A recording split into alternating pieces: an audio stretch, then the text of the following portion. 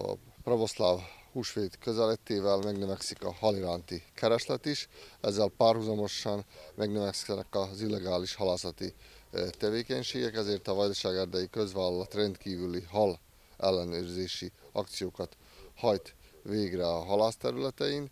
Az éjszaka folyamán 13 halőr 5 csónakkal, valamint egy airbottal hajtott végre rendkívüli halászterületi ellenőrzést. A Duna 18 km hosszán a Tisza torkolatától, Zalánkeménytől Karlócáig. Eddig 2,5 km állóhálót koboztak el, egyéb illegális halászati eszközt nem találtak. Tudni kell, hogy hideg az idő, nincs halívás, ezért az illegális halászati tevékenységgel foglalkozó személyek sem annyira aktívak, mint ahogy az szokásos ebben az időszakban.